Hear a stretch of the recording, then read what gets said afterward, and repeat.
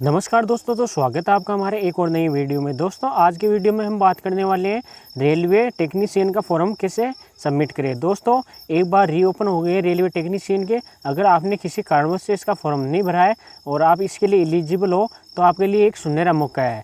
तो आइए दोस्तों देखते हैं इसको स्टेप बाय स्टेप कि आप कैसे इसका फॉर्म फिलअप कर सकते हैं। उससे पहले एक बार इसके ऑफिशियल नोटिफिकेशन पर नज़र डाल लेते हैं। तो दोस्तों इसमें फॉर्म डेट दे दी गई है आपकी कि आप 16/10/2024 तक इसके फॉर्म फिलअप कर सकते हो। अगर आपने इसका फॉर्म पहले फिलअप कर दिया है और कोई किसी कारणवश से कोई गलती हो गई है तो आपको इसके पास एडिट करने का भी सुनहरा अवसर दिया गया है आपको। तो आप इसके अंदर 17/10/2024 से लेके और 21/10/2024 तक आप इसके अंदर अपना करेक्शन भी कर सकते हो। अगर आपने पहले फॉर्म भर रखा है या अभी आपने फॉर्म भरा है और कोई मिस्टेक हो गई हो तो आप इसको मॉडिफिकेशन भी कर सकते हो। तो दोस्तों इसकी टोटल पोस्टों की बात करते हैं तो इसकी पहली पोस्ट थी 9144 पोस्ट, जो टोटल 17 कैटेगरी में थी, लेकिन अब उनको बढ़ाकर कर दिया गया है 14,298 पोस्ट और कैटेगरी भी अब ऐड हो गई है। इसके अंदर अब 22 कैटेगरी और ऐड कर दी गई है। तो दोस्तों इसमें कुल मिलाकर आप 40 प्रकार की कैटेगरी दी गई है। आप 40 प्रकार की पोस्टों के लिए इसमें अप्लाई कर सकते हो। दोस्तों यहाँ पे दी हुई है कि आप कौन सी पोस्ट के लिए क्या आपकी क्वालिफिकेशन है, तो यह डिटेल आपको पूरी यहाँ पे दी गई है कि आपकी कौन सी पोस्ट के लिए आप एलिजिबल हो और कौन सी के लिए नहीं हो। अगर आप 10+2 हो और विथ फिजिक्स और मैथ से हो तो आप 10+2 के लेवल पर भर सकते हो।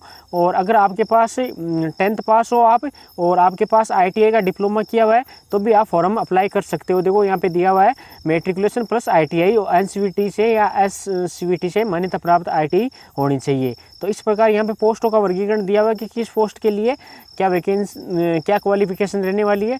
दोस्तों ज़्यादातर आप अगर 10th पास हो और ITI कर रखी हो या फिर आपने 12th पास कर रखी हो और 12th के अंदर आपके फिजिक्स और मैथ है तो आप भी इसके लिए अप्लाई कर सकते हो। और इस प्रकार यहाँ पोस्टों का वर्गीकरण दिया हुआ है।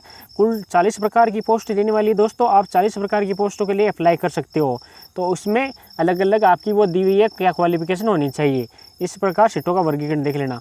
उसके बाद में दोस्तों आपको RRB जोन ज़रूर देखना है कि आपको किस RRB जोन से आपको अप्लाई करना है और उसमें आपकी RRB जोन में कितनी पोस्ट है। जैसे RRB अहमदाबाद है तो आप किस कैटेगरी से हो, जैसे OBC से हो, ST से हो, SC से हो, तो आपकी वहाँ पे कितनी पोस्ट हैं और आपके लिए वहाँ पे कौन सा जोन बेस्ट रहेगा। इस प्रकार आप हर जोन की देख सकते हो कि किस जोन में कितनी पोस्ट हैं। दोस्तों ये जोन वाइज देखना ज़रूरी है क्योंकि जैसे आप फॉर्म फिलअप करने के लिए वहाँ पे ऑफिशियल वेबसाइट पे जाओगे तो सबसे पहले आपको जोन भी मांगेगा कि आप किस जोन से अप्लाई करना चाहते हो। जैसे RRB अजमेर की टोटल पोस्ट दी हुई है कि कितनी कौन से कैटेगरी की कितनी पोस्ट हैं। तो इस प्रकार आप विस्तार से देख सकते हो। जैसे RRB बेंगलोर आ गई, जैसे RRB भोपाल आ गई, RRB भुवनेश्वर आ गई, RRB बिलासपुर आ गई। इस प्रकार सभी जोन की अलग अलग पोस्टें वर्गीकरण करके वो दिया गया कि कौन सी जोन में कितनी पोस्टें हैं और आपकी कैटेगरी की कितनी पोस्टें हैं। तो दोस्तों मैं ये कहना चाहता हूँ कि आप इन पोस्टों का वर्गीकरण अच्छे से देखना और आप अप्लाई कर सकते हो। फिर बात करते हैं दोस्तों जिन्होंने पहले फॉर्म अप्लाई कर दिया था उनके लिए एक बेनिफिट ये है कि वे अपना जोन चेंज कर सकते हैं अभी भी इन पोस्टों को दे के कि अपनी पोस्ट है। अगर उन्होंने कहीं से लगाया था पहले फॉर्म अलग जोन से और वहाँ पे सीटें कम है और उनको लगता है कि अपन को तो यहाँ से नहीं दूसरी जगह से ट्राई करना चाहिए या दूसरी जगह से अपना जोन चेंज करना है, तो जोन चेंज कर सकते हैं, अपनी फ़ोटो चेंज कर सकते हैं और अपने सिग्नेचर चेंज कर सकते हैं। अगर कोई मिस्टेक हो तो उनके लिए भी बेनिफिट है कि वो भी अपना अपडेट कर सकते हैं जिन्होंने पहले फॉर्म भर दिया था। और नए कैंडिडेट है उनके लिए आइए दोस्तों मैं स्टेप बाय स्टेप बताता हूँ तो अपने मोबाइल से कैसे इसका फॉर्म फिलअप कर सकते हैं। तो आइए दोस्तों चलते हैं इसकी ऑफिशियल वेबसाइट पर। तो दोस्तों RRB टेक्नीशियन का फॉर्म भरने के लिए इसकी ऑफिशियल वेबसाइट पर आ जाते हैं और आपको यहाँ पे इस प्रकार का डैशबोर्ड दिखाई देगा। दोस्तों मैं इसका लिंक आपको डिस्क्रिप्शन में दे दूंगा ताकि आपको यहाँ पे इसकी ऑफिशियल वेबसाइट आने में कोई प्रॉब्लम नहीं हो। वैसे इसकी ऑफिशियल वेबसाइट है rrbapply.gov.in। आप ये भी सर्च करके यहाँ पे आ सकते हो और मैं आपको इसका लिंक भी प्रोवाइड करा दूंगा। तो दोस्तों जैसे आप इस प्रकार के RRB की ऑफिशियल वेबसाइट पर आते हो तो आपको इस प्रकार का डैशबोर्ड दिखाई देता है।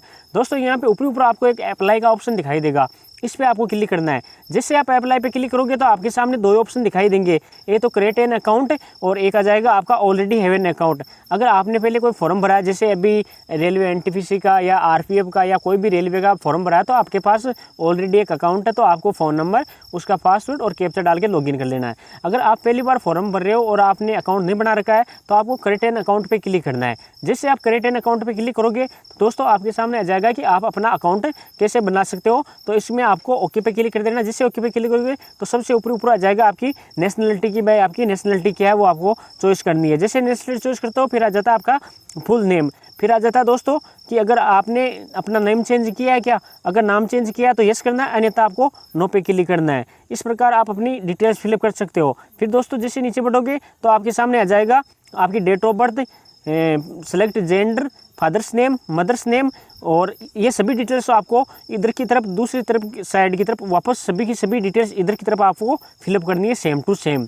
दोस्तों ये सेम टू सेम इसलिए फिलअप करवाता है कि आपसे कोई मिस्टेक ना हो। इसके बाद जैसे आप नीचे बढ़ोगे तो आपके सामने आ जाएगा आधार वेरिफिकेशन का ऑप्शन। आपको यहाँ पे अपने आधार कार्ड नंबर डाल के और आपको एक OTP आएगी, वो आपको OTP डाल के और अपना आधार वेरिफिकेशन करना है। अगर दोस्तों आपके पास आधार कार्ड नहीं है तो I do no have Aadhaar card पे क्लिक करना है और यहाँ से आप अदर डॉक्यूमेंट भी लगा सकते हो, जैसे पैन कार्ड आ गया, आपका ड्राइविंग लाइसेंस आ गया। इस प्रकार के आप कोई भी आपके डॉक्यूमेंट पास हो तो वो डाल के और आप यहाँ से वेरीफाई कर सकते हो। फिर दोस्तों आपको नीचे स्क्रॉल करना है। जैसे आप नीचे स्क्रॉल करोगे तो आपको दिखाई देगा कि आपको अपनी ईमेल एड्रेस डालनी है। यहाँ पे ईमेल एड्रेस डाल के और फिर मोबाइल नंबर डाल के और ईमेल एड्रेस डाल के ईमेल एड्रेस पे एक OTP जनरेट होगी, वो OTP आपको यहाँ पे डालनी है और वेरीफाई करना है। उसी प्रकार आपको मोबाइल नंबर डाल के और एक OTP जनरेट करके और OTP यहाँ पे डालनी है।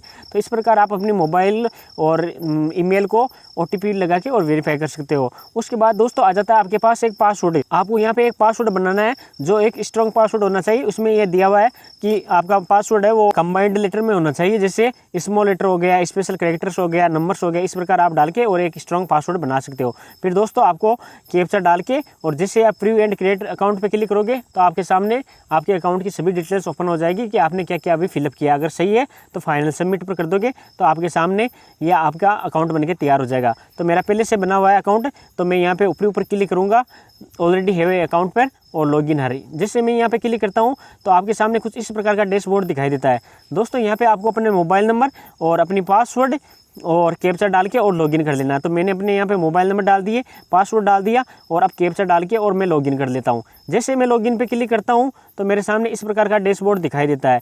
यहाँ पे आपको दोस्तों जैसे आप यहाँ पे क्लिक करोगे तो आपके सामने नीचे आप स्क्रॉल करोगे तो ऑनलाइन एप्लीकेशन का बटन दिखाई देगा, इस पर आपको क्लिक करना है। जिससे आप इस पर क्लिक करोगे तो आपके सामने दोस्तों ऊपर आ जाएगा कि टेक्नीशियन ग्रेड 3rd। इसके अंदर आपको ये टेक्नीशियन वाली पोस्ट है और नीचे जैसे स्क्रॉल करोगे तो आपके सामने आ जाएगा ग्रेजुएशन वाला, अभी NTPC ग्रेजुएशन के फॉर्म चल रहे हैं वो, और उसके नीचे आ जाएगा अंडर ग्रेजुएशन यानी जो 12th पास NTPC के फॉर्म चल रहे हैं तो वो।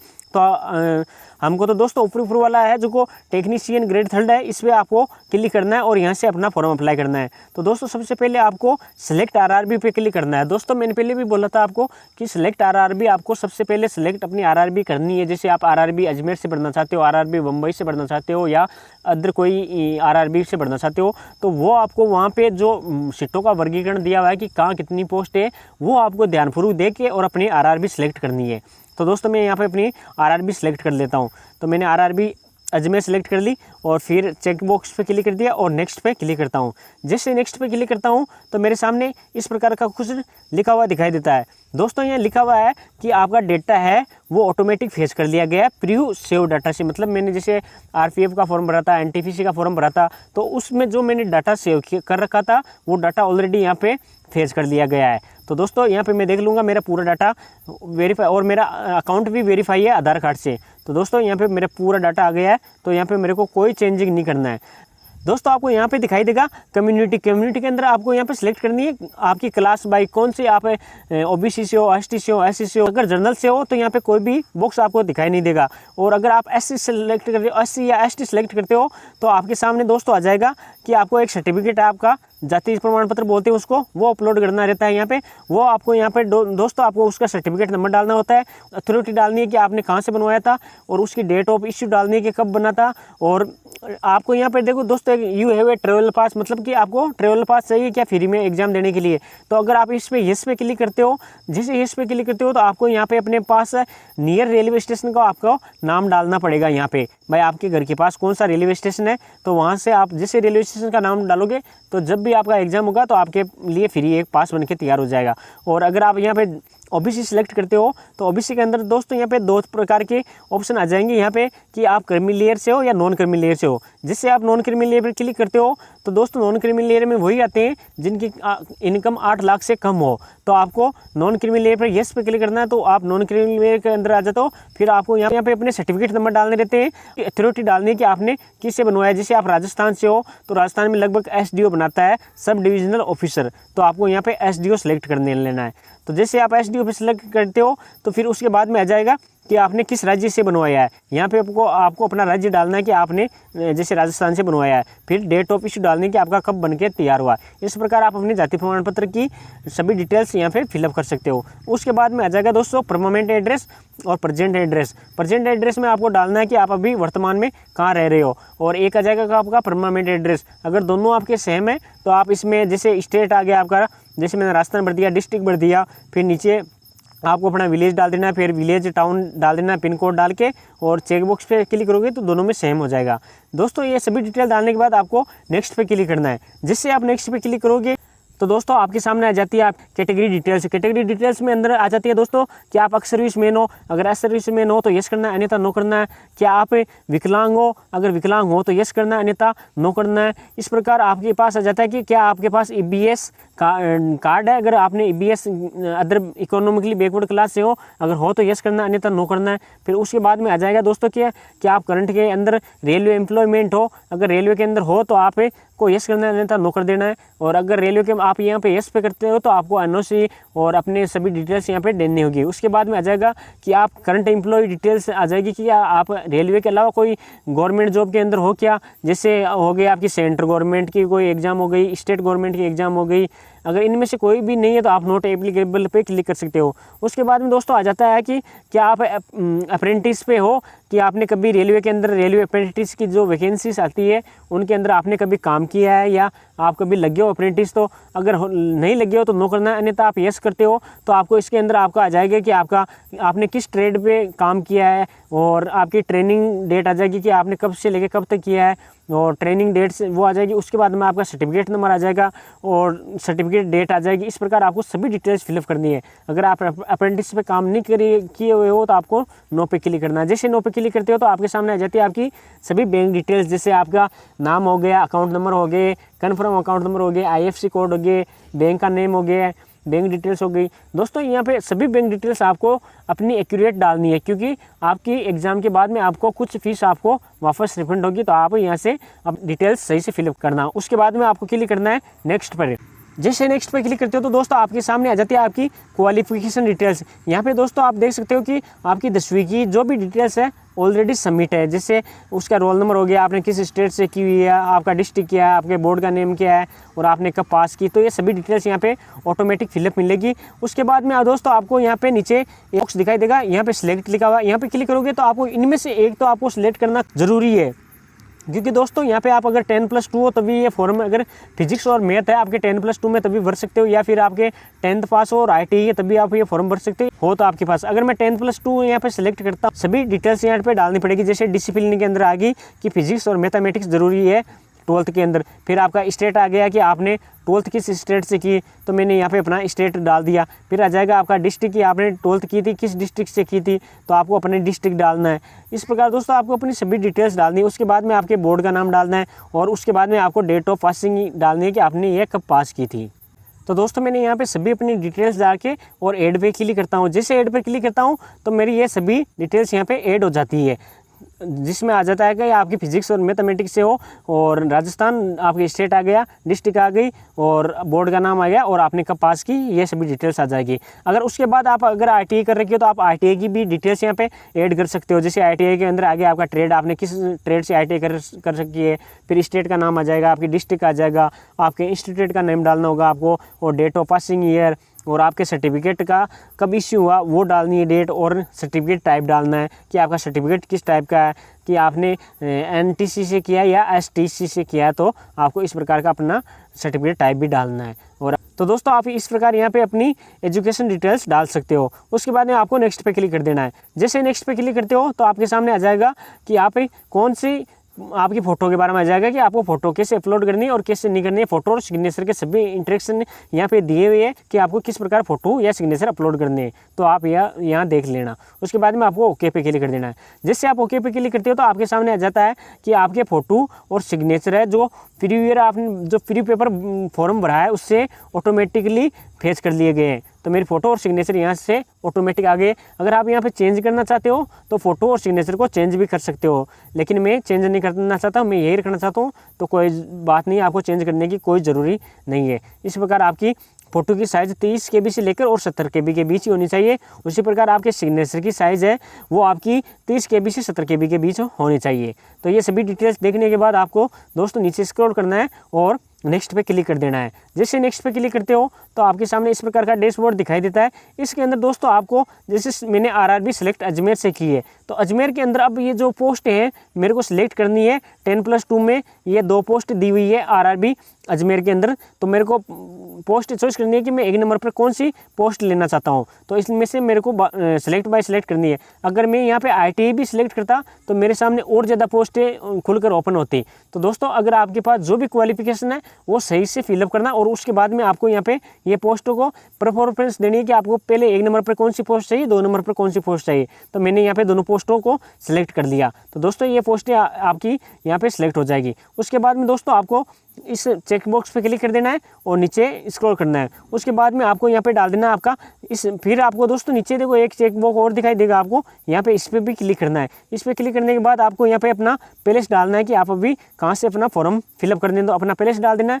प्लेस डालने के बाद दोस्तों आपको प्रीव्यू एप्लीकेशन पे क्लिक कर देना है। तो मैं यहाँ पे अपना प्लेस डाल देता हूँ। तो मैंने यहाँ पे अपना प्लेस जैसे प्लेस डाल दिया और उसके बाद में दोस्तों मैं एप्लीकेशन प्रीव्यू पे क्लिक करता हूँ। जैसे मैं एप्लीकेशन प्रीव्यू पे क्लिक करता हूँ तो दोस्तों मेरे सामने इस एप्लीकेशन का पूरा प्रीव्यू ओपन हो जाएगा। मैंने जो भी डिटेल्स यहाँ पे फिलअप की है उसके बारे में पूरी डिटेल्स आ जाएगी कि मैंने ये डिटेल फिलअप की है। तो अगर आपको यहाँ पे कोई मिस्टेक लगती है आपके फॉर्म में कि नहीं यार नाम में मिस्टेक हो गई या कुछ एजुकेशन क्वालिफिकेशन में कुछ मिस्टेक हो गई, तो आप यहाँ पे देख सकते हो और अपनी सुधार कर सकते हो, अन्यथा आपको बाद में अलग से चालान लगेगा और सुधारने का। तो यहाँ पे आपको अपनी पूरी डिटेल्स यहाँ पे देखने के बाद आपको यहाँ पे चेकबॉक्स पे क्लिक कर देना और सबमिट पे क्लिक कर देना है। जैसे आप सबमिट पे क्लिक करते हो तो आपके सामने आ जाएगा कि आप इसको एक बार सबमिट करने के बाद करेक्शन नहीं कर सकते। अभी आप करेक्शन कर सकते हो, लेकिन अब सबमिट जैसे फाइनल सबमिट पे क्लिक कर दिया तो आप करेक्शन नहीं कर सकते हो। तो मैं जैसे फाइनल सबमिट पे क्लिक कर देता हूँ। दोस्तों जैसे मैं फाइनल सबमिट पे क्लिक करता हूँ तो मेरे सामने आ जाता है पेमेंट करने का ऑप्शन, जिसका 500 रुपये का चालान है। तो उसका आ जाएगा कि आप किस प्रकार से अपना पेमेंट कर सकते हो। तो दोस्तों यहाँ पे देखो नीचे कोने में लिखा हुआ दे रहा है पे विथ SBI पे, तो आपको इस पर क्लिक करना है। जैसे इस पर क्लिक करोगे तो दोस्तों आपके सामने यहाँ पे आप किस से करना चाहते हो, जैसे पेटीएम से करना चाहते हो या डेबिट कार्ड से करना चाहते हो या क्रेडिट कार्ड से करना चाहते हो, तो यहाँ पे आप वो सिलेक्ट करके और यूपीआई के माध्यम से आसानी से अपना पेमेंट कर सकते हो। तो दोस्तों वीडियो कैसा लगा हो, अगर अच्छा लगा हो तो चैनल को सब्सक्राइब जरूर करना और लाइक करो एंड शेयर करो। जय हिंद, जय भारत।